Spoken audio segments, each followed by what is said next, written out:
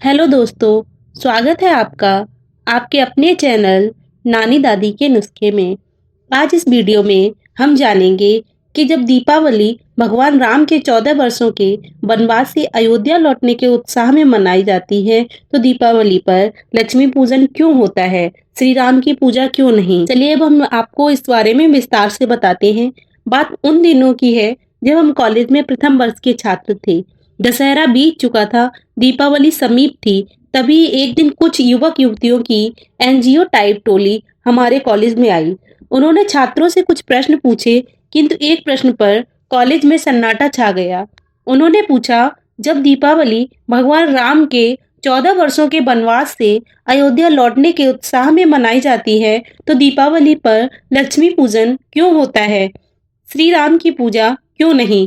प्रश्न पर सन्नाटा छा गया, क्योंकि उस समय कोई सोशल मीडिया तो था नहीं, स्मार्टफोन भी नहीं थे, किसी को कुछ नहीं पता। तब सन्नाटा चीरते हुए हम में से ही एक हाथ प्रश्न का उत्तर देने हेतु ऊपर उठा।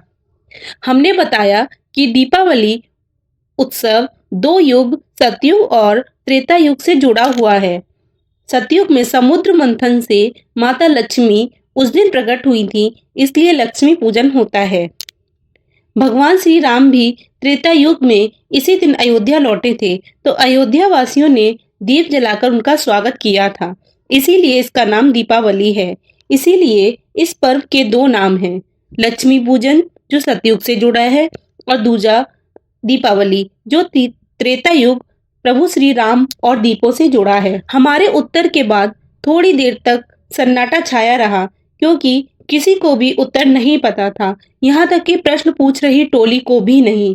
खैर, कुछ देर बाद सभी ने खूब तालियां बजाईं। उसके बाद एक समाचार पत्र ने हमारा साक्षात्कार भी किया। उस समय समाचार पत्र का साक्षात्कार करना बहुत बड़ी बात हुआ करती थी।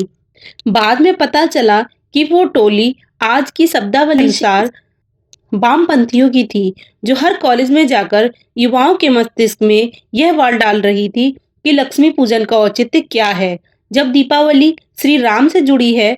कुल मिलाकर वह छात्रों का ब्रेन वॉश कर रही थी।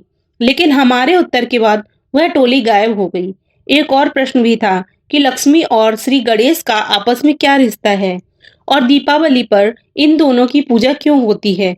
सही उत्तर है, लक्ष्मी जी जब सागर मंथन में मिली और भगवान विष्णु से विवाह किया, तो उन्हें सृष्टि की धन और ऐश्वर्य की देवी बनाया गया। तो उन्होंने धन को बांटने के लिए मैनेजर कुबेर को बनाया।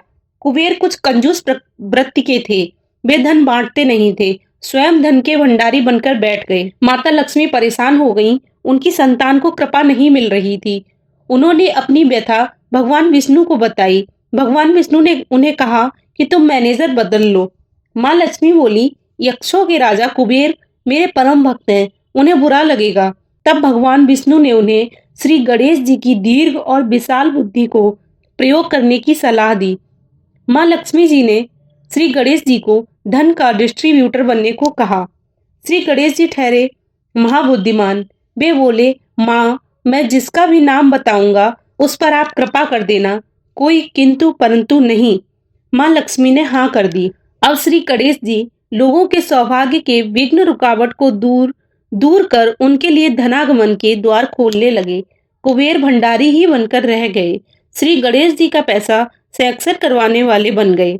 गणेश जी की दरियादिली देख माँ लक्ष्मी ने अपने मानस पुत्र श्री गणेश को आशीर्वाद दिया कि जहाँ भी अपने पति नारायण के संग ना हो, वहाँ उनका पुत्रवत गणेश उनके साथ रहे। दीपावली आती है कार्तिक अमावस्या को। भगवान विष्णु उस समय योग निद्रा में होते हैं। वे जागते हैं 11 दिन बाद, देव उठावनी एकादशी को।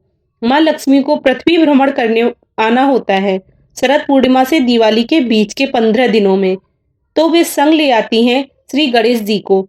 इसीलिए दीपावली को लक्ष्मी गणेश की पूजा होती है। अगर आपको हमारा ये वीडियो पसंद आया हो, हमारी ये जानकारी अच्छी लगी हो, तो हमारे चैनल को सब्सक्राइब करें, वीडियो को शेयर एंड लाइक करें। जय श्री राधे, धन्यवाद।